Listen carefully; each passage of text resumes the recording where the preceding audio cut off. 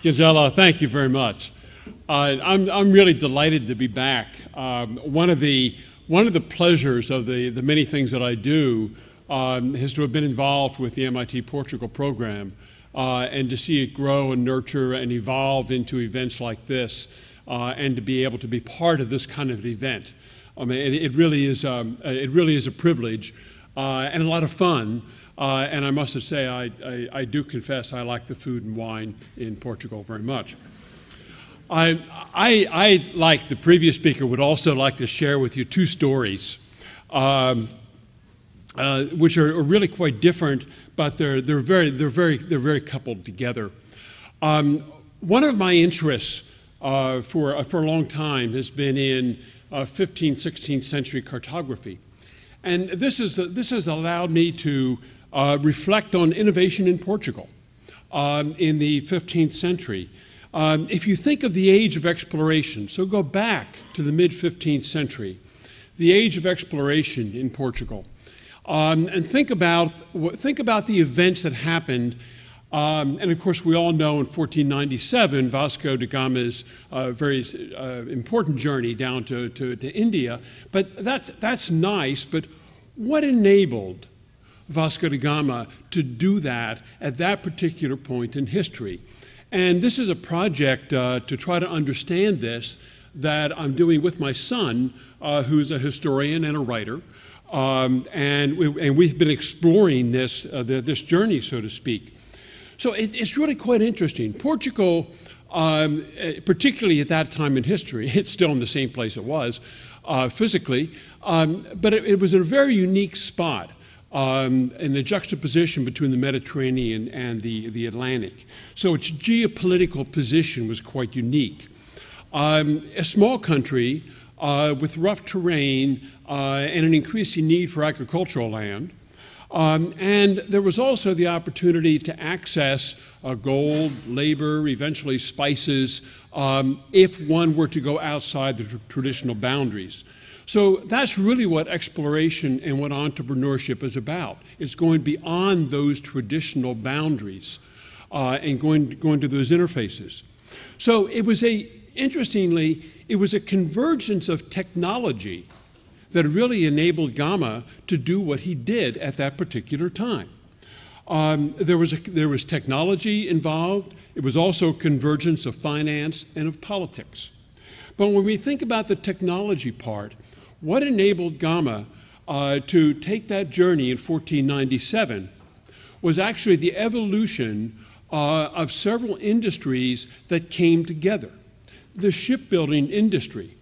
Now, those countries who were confined to the Mediterranean didn't have to worry about the open ocean.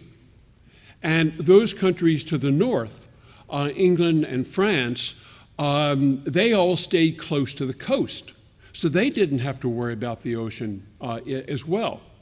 But the opportunity and with the motivation that evolved out of Portugal, there was the opportunity to evolve ship design, evolve and take advantage of cartography, and evolve the capabilities in navigation that in fact enabled Gama, following a very long sequential series of successful explorations down the west coast of Africa. It's that convergence, it's that innovation ecosystem, along with the financing and the market incentive that really allowed, enabled, and positioned Vasco da Gama to make that journey outside one's comfort zone, big time, all the way around to India. And what that did was to establish a century of success and dominance of trade along those trade routes. So the technology that really came together is really quite fascinating. And it's the ability in Portugal at that time to take advantage of the innovation ecosystem that enabled Gama to be as successful as he was. Now, as I reflect on my own journey in entrepreneurship, I joined the MIT faculty in 1970, so I've been hanging around those hallowed halls for a number of years now. But it was really around 1980, with the birth of biotechnology, that all of a sudden things began to become very interesting as an academic, thinking beyond my comfort zone and some of the normal boundaries. And in 1982, I had the opportunity with a number of other colleagues to be part of the founding of a company called Genzyme. And it was a rather non-traditional company. Most biotech companies founded at that time were based on technology and the vision that maybe you could convert the technology to a product. In fact, what we did, we said that let's bring together a series of assets that were making things, that were manufacturing, and we brought together we brought together a chemical company, an enzyme company, a big research project to make what later became the flagship product for Genzyme, glucose ribosylase, and a lot of scientific talent who approached the problem from a multidisciplinary perspective. And when I look back, there were two things that were really pivotal as we brought those things together. One was the multidisciplinary capability, and the other was cash. And the idea that you could sell a product at the beginning of a venture and generate cash. Cash is very useful when you set out as an entrepreneur. It's nice to have vision. It's nice to have coaching from your friends, but cash is very important. So we had a convergence of assets, and we brought them together. We were enabled by the innovation ecosystem in Cambridge, Massachusetts, because we could bring all the different kind of pieces together. And it was really quite exciting.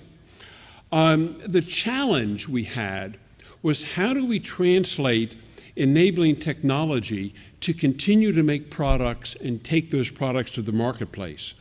And in doing that, we had a lot of failures. There were a lot of things we started, a lot of things we stopped, and tried to be smart about what we continued and smart about stopping. And the stopping is the hard part. Well, we grew the company over 30 years. We started in 1982. We sold the company this past year, 2012. We grew the company in those 30 years to revenues of in excess of $5 billion. We had about 10,000 employees selling products in over 80 countries and having tremendous impact on the patient.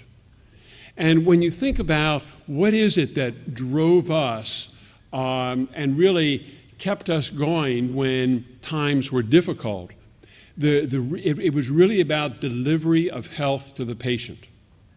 Very exciting to be part of that, and very exciting to meet those patients, which in our case were mostly kids, and to see them grow into normal lives. The company had a market cap of in excess of $20 billion when we sold it. There was a lot of dilution, I assure you, between the beginning and the end. But the opportunity to be part of that, the privilege of working with a lot of people, and the privilege of learning a bunch of lessons as an industry for the first time was growing and evolving out of a new technology. So when I reflect on that, I think, well, what are the lessons that I would share with you? And what are the lessons that I retain as I go on to my next venture? People. Hire the best people and take care of them. Provide the right incentive for the right job. And the people have to come from technology and management together. Second, focus on products. And one of the interesting lessons that we learned about products, we made enzymes that treated rare diseases, primarily for children. And the product, one first thinks about it is, well, it's the drug, isn't it? No. The business model is about getting paid.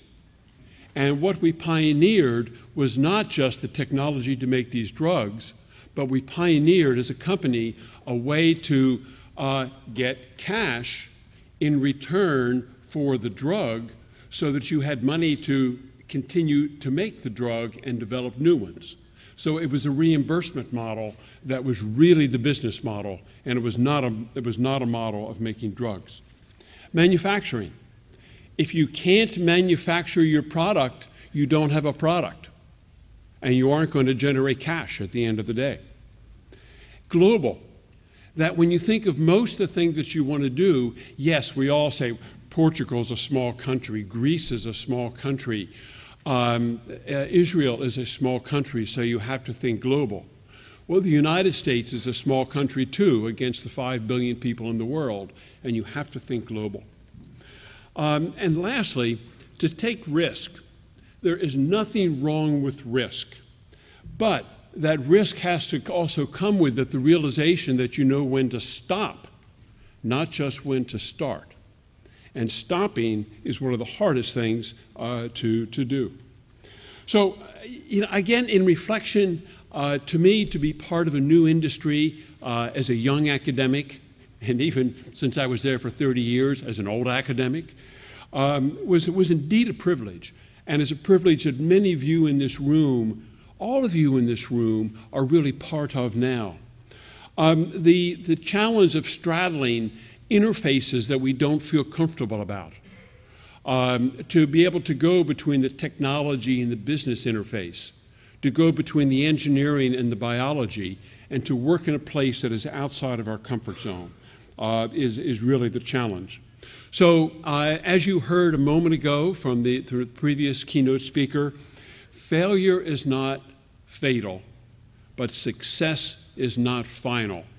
So you keep on trucking, and like Vasco da Gama, we are in the age of exploration, we are in the age of entrepreneurship, and we are in the age of excitement.